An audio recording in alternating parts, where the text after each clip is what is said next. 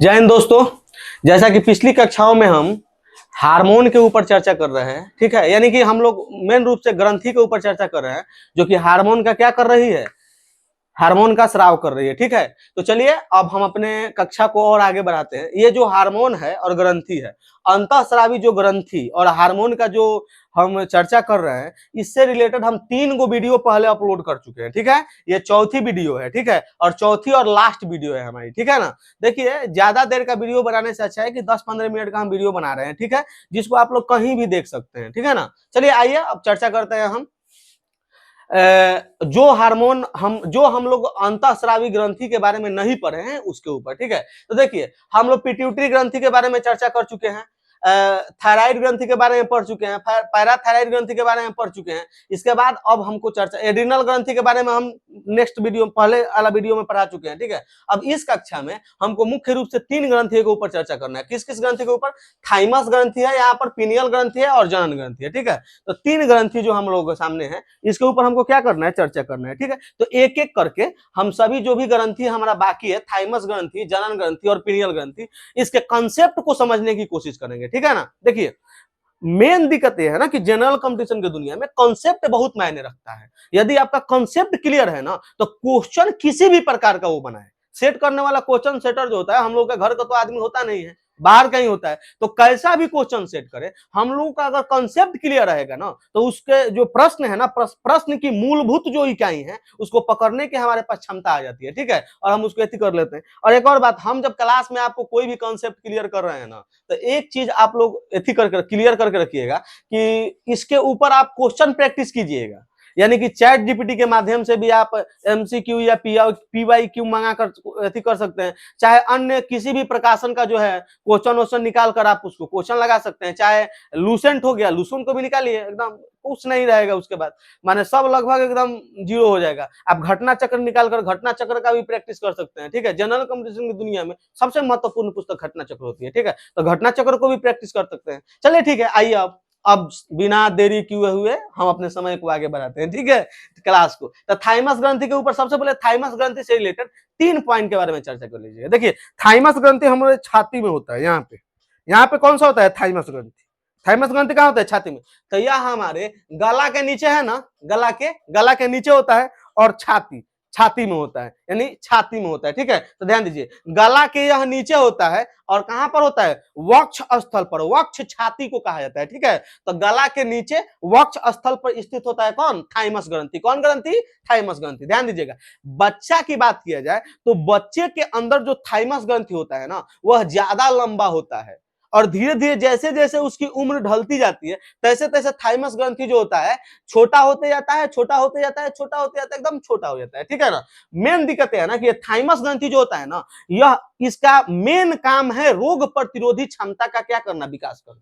Thymus ग्रंथि का main काम है रोग प्रतिरोधी क्षमता का क्या करना, विकास करना, रोग से लड़ने की क्षमता अपने अंदर क्या, शरीर के अंदर क्या करना, डेवलप करना। इस थाइमस ग्रंथि का मेन काम यही है। अब बताइए, बच्चा जो होता है उसको हम जमीन में उतार देते हैं, कहीं कहीं घूमते रहता है, ठीक है, कहाँ कीड़ा मकोड़ा का है, ठीक है ना। तो वो सब देखिएगा, कुछ उठा के मुंह में डाल देता है। कुछ भी हो, बच्चा का एक ही सॉल्यूशन है, उसको अपने मुंह में रखना है, बात कंप्लीट। अब ये है तो इसीलिए ऐसा किया गया है ईश्वर के द्वारा कि उसका जो थाइमस, उसके जो थाइमस ग्रंथि है उसका आकार बड़ा किया गया है, ताकि उसको क्या हो, इस सबसे रोग प्रतिरोधक क्षमता का उसके अंदर क्या रहे, माने लड़ने का ज्यादा क्षमता रहे, ठीक है उसको। तो ये है हमारा थाइमस ग्रंथि। तो थाइमस ग्रंथि का उतना ज्यादा महत्व नहीं है, ठीक है। अब इसके बाद हम देख रहे हैं पीनियल ग्रंथि के अंदर, ठीक है। देखिए पीनियल ग्रंथि जो है ना, हमारे मस्तिष्क में पाया जाता है। कहां पाया जाता है, मस्तिष्क में। मस्तिष्क में 2 ग्रंथियां पाई जाती है, जिसमें पहले एक ग्रंथि को आपको हम बताते हैं, पिट्यूटरी ग्रंथि। पिट्यूटरी ग्रंथि जो कि जो मस्तिष्क है ना, इसका एक हड्डी था जिसका नाम था स्फेनॉइड हड्डी, स्फेनॉइड बोन। तो स्फेनॉइड बोन में पिट्यूटरी ग्रंथि स्थित था। अभी पिट्यूटरी ग्रंथि के जस्ट ऊपर स्थित होता है कौन, पीनियल ग्रंथि, ठीक है। अब ध्यान दीजिएगा, पिट्यूटरी ग्रंथि में हम आपको बताए थे, फर्स्ट वाला वीडियो आप निकाल कर देख लीजिएगा, कि पिट्यूटरी ग्रंथि न्यूरो अंतःस्रावी ग्रंथि है। न्यूरो अंतःस्रावी का मतलब ये होना, न्यूरो का मतलब न्यूरॉन, अंतः के मतलब अंदर से, श्रावित का मतलब श्राव करने वाला ग्रंथि, ठीक है। यानी कि न्यूरॉन, यानी कि हमारा मस्तिष्क जो है न्यूरॉन से बना है, यानी मस्तिष्क के अंदरवा जौन जौन चीज होगा ना, उसको कहा जाएगा न्यूरो अंतः, यानी न्यूरॉन के भीतर। स्राव करने वाला होगा तो न्यूरो अंतःस्रावी कहा जाएगा, ऑब्जर्व करने वाला होगा तो न्यूरो अंत ऑब्जर्विंग कहा जाएगा, ठीक है ना। तो स्राव करने वाला है, जितना भी ग्रंथियां होती है वह स्राव करती है तो स्रावी कहा जाता है, ठीक है। तो देखिए ये पिनियल ग्रंथि भी क्या है, न्यूरो अंतःस्रावी क्या है ग्रंथि है, न्यूरो अंतःस्रावी ग्रंथि है। अब मेन समझिएगा कि ये पिनियल ग्रंथि का काम क्या है, ध्यान दीजिएगा। जैसे हम बाहर में समय को देखकर अपना काम करते हैं, तो हमारा जो शरीर है ना, शरीर, तो शरीर को समय दिखाने का काम करता है पिनियल ग्रंथि। अब शरीर को समय कैसे दिखाएगा, जैसे इंसान को जैसे सोने का समय निर्धारित करना, उठने का समय निर्धारित करना, जो आसपास का आपका जो वातावरण है उस वातावरण को सामान्य बनाए रखना, ठीक है ना। ये सब काम कौन करता है, हमारा पिनियल ग्रंथि करता है, ठीक है। यही कारण है कि पिनियल ग्रंथि को बायोलॉजिकल वॉच यानी कि जैविक घड़ी कहा जाता है, ठीक है, जैविक घड़ी कहा जाता है, ठीक है, क्योंकि वह जैविक यानी जीवों के अवशेष से बना है, लेकिन काम क्या कर रहा है, घड़ी के समान कर रहा है, इसीलिए इसे जैविक घड़ी कहा जाता है। किसको, पिनियल ग्रंथि को, ठीक है। अब ध्यान दीजिएगा, कभी कभी क्या होता है ना कि हम लोग हवाई यात्रा को लंबा करते हैं, ठीक है। तो लंबी हवाई यात्रा करने वाले जितने भी लोग होते हैं, जैसे मान लीजिए कि 1 दिन 2 दिन तक हवाई जहाज में घूम रहे हैं, चाहे लगातार 2 3 महीना हवाई जहाज में घूम रहे हैं, ठीक है ना। तो लंबी हवाई यात्रा करने वाले जो भी लोग होते हैं उनमें 2 समस्याएं उत्पन्न होती है, एक मति भ्रम की, एक क्या होती है तो दिशा भ्रम की। यानी दिशा का जानकारी नहीं होना दिशा भ्रम कहलाता है, और मति का मतलब ये होता है ना कि कुछ पीछे की बात याद ना आना, चाहे आगे की बात याद ना आना। कहने का मतलब मति भ्रम में क्या होता है ना कि हमारे मस्तिष्क का जो सोचने की क्षमता है ना, यह ना जाने कई लाख वर्ष पीछे चला जाता है, नहीं तो कई लाख वर्ष बाद में चला जाता है, जिसके कारण प्रेजेंट समय में सोच ही नहीं पाता है, इसे ही कहा जाता है मति भ्रम, ठीक है। तो लंबी यात्रा करने से हमें मति भ्रम या दिशा भ्रम की समस्या उत्पन्न होती है हमारे अंदर, ठीक है। माने सभी के बारे में नहीं कहा जा रहा है, यानी किसी किसी में ये समस्याएं उत्पन्न होती है, जिसे जेट लैग कहा जाता है। जेट के मतलब विमान हो गया, लैग के मतलब कि लॉक कर देगा दिमाग को, ठीक है। तो इस मति भ्रम और दिशा भ्रम की जो समस्या है इसे जेट लैग कहा जाता है। अब ओरिजिनल बात सुनिएगा, लंबी हवाई यात्रा करने से मति भ्रम और दिशा भ्रम की समस्या उत्पन्न होती है, जिसे जेट लैग कहा जाता है। और यह जो समस्या है ना, यह पिनियल ग्रंथि से जुड़ा हुआ है। किससे जुड़ा हुआ है, पिनियल ग्रंथि से। यानी कहने का मतलब यह हुआ कि लंबी यात्रा हवाई यात्रा करने से पिनियल ग्रंथि क्या होता है, प्रभावित होता है। और जब पिनियल ग्रंथि प्रभावित होता है तो हमें मति भ्रम और दिशा भ्रम की संभावना हमारे अंदर होती है, यानी मति भ्रम और दिशा भ्रम की समस्या जो है हमको झेलना पड़ता है, ठीक है। चलिए आगे बढ़िए। ये जो हमारा पिनियल ग्रंथि है एक हार्मोन का स्राव करता है, जिसे मेलाटोनिन कहा जाता है। क्या कहता है, मेलाटोनिन, ठीक है। देखिए मेलाटोनिन हार्मोन का 2 अवस्था हम आपको बता रहे हैं, ठीक है। एक सोने में, जब हम सोते हैं तो मेलाटोनिन नामक जो हार्मोन है हमारे सोने में बहुत ज्यादा हमारा हेल्प करता है। दूसरा, जब हम ज्यादा आवश्यकता से अधिक खुश होते हैं, इसका मतलब हमारे मस्तिष्क के अंदर मेलाटोनिन नामक हार्मोन का ज्यादा स्राव हो गया, ठीक है, तो ज्यादा हम खुश हो जाते हैं, ठीक है। तो देखते होंगे हम लोग पियकर वकर को पी लेता है, उसके बाद एकदम मस्त हो जाता है, उसको समझ में नहीं आता है कौन क्या हो, ठीक है। सभी को एकदम एक के मुंह एकदम कौन दिखा समझने में। तो जो पियकर लोग होते हैं उनके मस्तिष्क में मेलाटोनिन का स्राव हो जाता है, और यह जो मेलाटोनिन है ना, यह एक हार्मोन है, और इसका स्राव कौन करता है, पिनियल ग्रंथि करता है। तो पिनियल ग्रंथि के द्वारा किसका स्राव किया जाता है, मेलाटोनिन का स्राव किया जाता है। और मेलाटोनिन जो स्राव है ना, यह अच्छी नींद लेने के लिए बहुत जरूरी होती है, ठीक है। तो अब मेलाटोनिन का एक कंडीशन है, तो समझिएगा कॉन्सेप्टुअल रूप से। मेलाटोनिन का एक कंडीशन है ना कि दिन का समय में प्रकाश अधिक होती है, सूर्य की प्रकाश होती है, तो दिन के समय में अधिक प्रकाश होने के स्थिति में क्या होता है ना कि हमारा जो पिनियल ग्रंथि है यह मेलाटोनिन का स्राव कम करती है।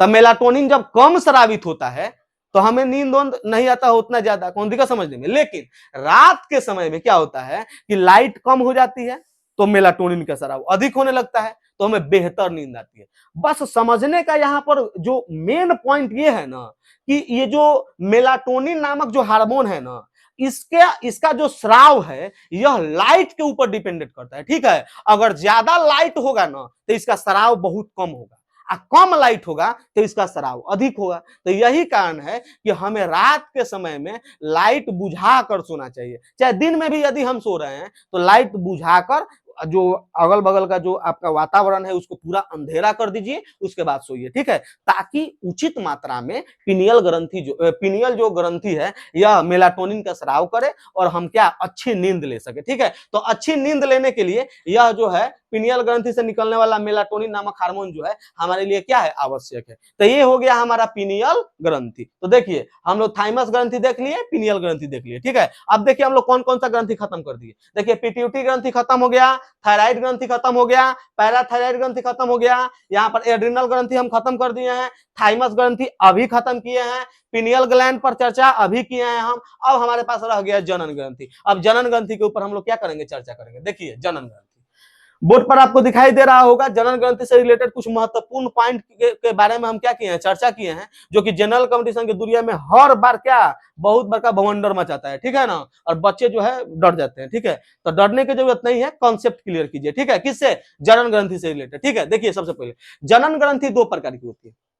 ईश्वर ने इस पृथ्वी पर जो मानव है, जो जीव है, जो मनुष्य वाला, मनुष्य को दो कैटेगरी में बांट कर भेजा, एक को मादा कहा और एक को नर कहा, यानी कि मेल और फीमेल कहा, ठीक है। तो ये जनन ग्रंथि मेल और फीमेल के आधार पर दो प्रकार की होती है, एक होती है मेल जनन ग्रंथि और एक होती है फीमेल जनन ग्रंथि, ठीक है। तो जो मेल जनन ग्रंथि होती है, मेल जनन ग्रंथि का नाम है टेस्टिस, जिसे हिंदी में वृषण कहा जाता है, ठीक है। और जो फीमेल जनन ग्रंथि है, इसका इंग्लिश में इसे कहा जाता है ओवरी, जिसे हिंदी में क्या कहा जाता है, अंडाशय कहा जाता है। क्या कहा जाता है, अंडाशय, ठीक है। अब ध्यान दीजिएगा, अब ये जो वृषण है हमारा, अब हम सबसे पहले मेल जनन ग्रंथि के बारे में चर्चा कर लेते हैं, उसके बाद फीमेल के ऊपर चर्चा करेंगे, ठीक है ना। चलिए तब मेल के ऊपर हम चर्चा कर रहे हैं। तो मेल जनन ग्रंथि में जो हमारा वृषण या टेस्टिस है, यह दो प्रकार के हार्मोन का स्राव करता है। एक का नाम है एंड्रोजन और एक का नाम है टेस्टोस्टेरोन। एंड्रोजन और टेस्टोस्टेरोन। तो देखिए मेल के अंदर दो प्रकार के हार्मोन निकलता है, कौन कौन,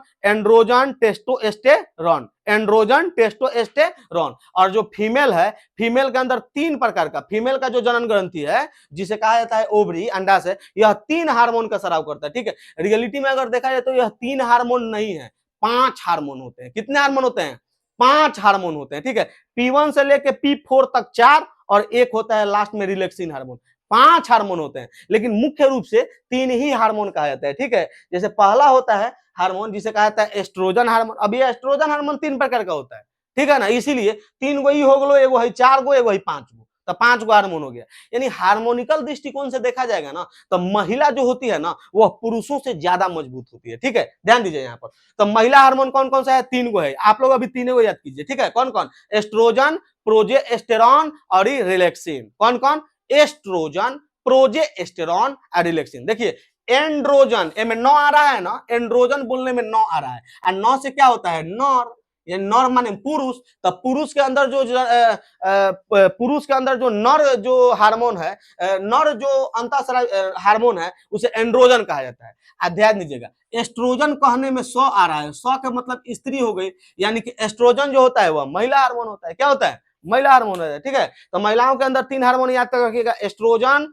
प्रोजेस्टेरॉन और एगो कौन होता है, रिलैक्सिन होता है, ठीक है। अब चलिए पुरुषों के हार्मोन को ऊपर सबसे पहले चर्चा कर लेते हैं। पहला हार्मोन कौन सा है, एंड्रोजन। देखिए एंड्रोजन के बारे में, देखिए इसे नर जनन हार्मोन कहा जाता है, ठीक है। ये जो एंड्रोजन हार्मोन है इसे नर जनन हार्मोन कहा जाता है। क्या कहा जाता है, नर जनन हार्मोन, नर जनन हार्मोन के नाम से जाता है, ठीक है। और यह द्वितीयक लैंगिक गुणों को क्या करता है, बढ़ावा देता है। एगो बात समझिए, प्राथमिक लैंगिक गुण क्या होता है, तो प्राथमिक लैंगिक गुण हम लोगों का होता है वृषण, और महिलाओं के अंदर क्या होता है, ओवरी होता है। यह प्राथमिक लैंगिक गुण है, यानी 1 नंबर।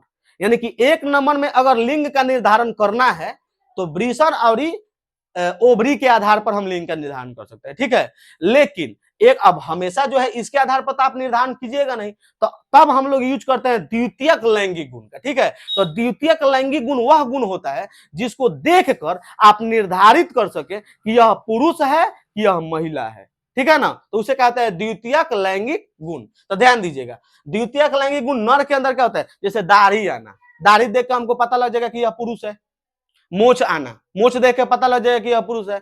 हमारा भी दाढ़ी मोछ थोड़ा कम हो गया है, ठीक है ना, बढ़ेगा फिर से, ठीक है। तो दाढ़ी आना, मोछ आना, ये सब क्या है, पुरुषत्व की निशानी है। आवाज का मोटा होना, देख रहे हैं हमारा आवाज एकदम इतना मीठा मीठा है, मत पूछिए। चीनी भी फेल है क्या? तो चलिए, तो क्या होना, आवाज का मोटा हो जाना। प्यूबिक एयर का आना, जैसे मान लीजिए कि प्यूबिक एयर जो हमारा ऐसा कुछ स्थान है, गूढ़ स्थान है, गूढ़ स्थान, छिपा हुआ स्थान जहां पर बाल का आता है, उसे क्या कहते हैं, प्यूबिक एयर। तो प्यूबिक एयर का आना ये भी द्वितीयक लैंगिक गुण है। इसके अलावा स्पर्म का निकलना ये भी द्वितीयक गुण है, ठीक है ना। तो स्पर्म का निकलना, तो ये सभी जो है किसके कारण होता है, एंड्रोजन हार्मोन की वजह से होता है। किसके कारण होता है, एंड्रोजन हार्मोन की वजह से होता है। इसके बाद 2 नंबर पर हार्मोन है टेस्टोस्टेरोन हार्मोन। देखिएगा, एंड्रोजन हार्मोन जो निकाल रहा था स्पर्म, स्पर्म को मेच्योर बनाने का काम करता है कौन, टेस्टोस्टेरोन हार्मोन। कौन, टेस्टोस्टेरोन हार्मोन। तो टेस्टोस्टेरोन हार्मोन क्या करता है जानते हैं, जो एंड्रोजन हार्मोन द्वितीयक लैंगिक गुणों को बढ़ावा दे रहा था, उसको और बढ़ावा देने का काम कौन करता है, टेस्टोस्टेरोन हार्मोन। यानी दाढ़ी और घना दाढ़ी हो जाएगा, मोछ और घना मोछ हो जाएगा, प्यूबिक हेयर और घना प्यूबिक हेयर हो जाएगा, आवाज और ज्यादा मोटा हो जाएगा, स्पर्म का सरवा और ज्यादा हो जाएगा। तो ये सब काम कौन करवाता है, टेस्टोस्टेरोन हार्मोन। यानी कि द्वितीयक गुणों को बहुत ज्यादा बढ़ावा देता है, ठीक है। और यही जो है किशोर से पुरुष बनाने का काम करता है, ठीक है। लगभग 14 या 18 साल तक जो किशोर की अवस्था होती है, उन्हें पुरुष में कन्वर्ट करने का काम कौन करता है, टेस्टोस्टेरोन हार्मोन। और क्या होता है, जब हम पुरुष बन जाते हैं तो शरीर लंबा चौड़ा, मांसपेशियां ज्यादा हो जाती है, एकदम बॉडीगार्ड जैसा शरीर बनाता है कौन, यही टेस्टोस्टेरोन हार्मोन, ठीक है। और क्या करता है, स्पर्म को परिपक्व करता है। तो ये हो गया हम लोगों का मेल जो हार्मोन है इसकी बात, ठीक है। मेल हार्मोन दो था, कौन कौन था, एंड्रोजन और टेस्टोस्टेरोन, ठीक है। एंड्रोजन हार्मोन जो था ये क्या कर रहा था, पुरुष को अंदर पुरुषत्व की क्या कर रहा था, वृद्धि कर रहा था, ठीक है ना। इसके अलावा द्वितीयक लैंगिक गुणों का क्या कर रहा था, विस्तार कर रहा था। द्वितीयक लैंगिक गुणों में मूछ का आना, दाढ़ी का आना, प्यूबिक हेयर का आना, स्पर्म का निकलना, ये सब क्या है, द्वितीयक लैंगिक गुण है। और टेस्टोस्टेरोन जो हार्मोन है ना, टेस्टोस्टेरोन हार्मोन, यह एंड्रोजन हार्मोन के द्वारा किए गए कार्य को और ज्यादा बढ़ावा दे रहा था, ठीक है। बस बात खत्म। इसके बाद हम आ रहे हैं अब किसके ऊपर, स्त्री हार्मोन के ऊपर, यानी मादा हार्मोन जिसे महिला हार्मोन कहा जाता है, या फीमेल हार्मोन के ऊपर चर्चा कर रहे हैं। तो फीमेल हार्मोन, फीमेल जो जनन ग्रंथि है उसका नाम क्या है, ओवरी। फीमेल का जो ग्रंथि है उसका नाम क्या है, ओवरी। ओवरी को हिंदी में क्या कहता है, अंडाशय, ठीक है। अब यह अंडाशय से 3 प्रकार का क्या निकलता है, हार्मोन। 3 प्रकार का क्या निकलता है, हार्मोन निकलता है। कौन कौन, एस्ट्रोजन, प्रोजेस्टेरोन और रिलैक्सिन। अब ध्यान दीजिएगा, ये जो एस्ट्रोजन होता है ना, एस्ट्रोजन 3 प्रकार का होता है। कौन कौन, एस्ट्रोन, एस्ट्रायल, एस्ट्रोडायोल। एस्ट्रोन, एस्ट्रायल, एस्ट्रोडायोल। एस्ट्रोन, एस्ट्रायल, एस्ट्रोडायोल। एस्ट्रोन, एस्ट्रायल, एस्ट्रोडायोल। तो एस्ट्रोन को P1 कहा जाता है, P1 से सूचित किया जाता है। एस्ट्रोन को P1 से सूचित किया जाता है, एस्ट्रायल को P2 से, एस्ट्रोडायोल को P3 से। एस्ट्रोडायोल को P3 से। इसके बाद हम पढ़ेंगे प्रोजेस्टेरोन के बारे में। तो प्रोजेस्टेरोन को P4 कहा जाता है। इसके बाद एक और है जिसके कहा जाता है रिलैक्सिन। रिलैक्सिन को P5 नहीं कहा जाता है, ये मत मान लीजिएगा आप लोग, ठीक है।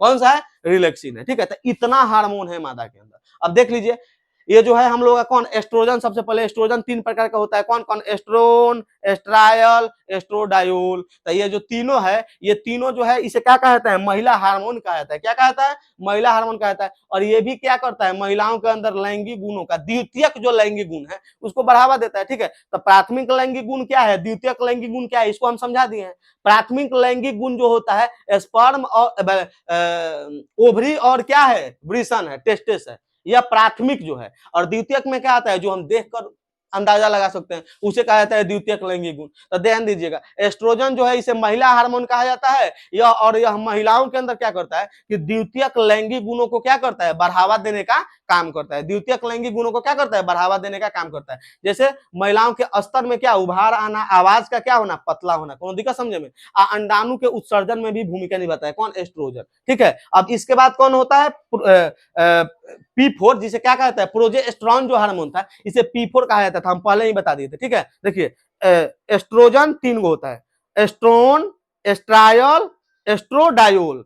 तो एस्ट्रोन को P1, एस्ट्रायल, एस्ट्रोन को P1, एस्ट्रायल को P2, एस्ट्रोडायोल को P3। और उसके बाद ये जो प्रोजेस्टेरोन है इसे कहा जाता है P4। क्या कहता है, P4।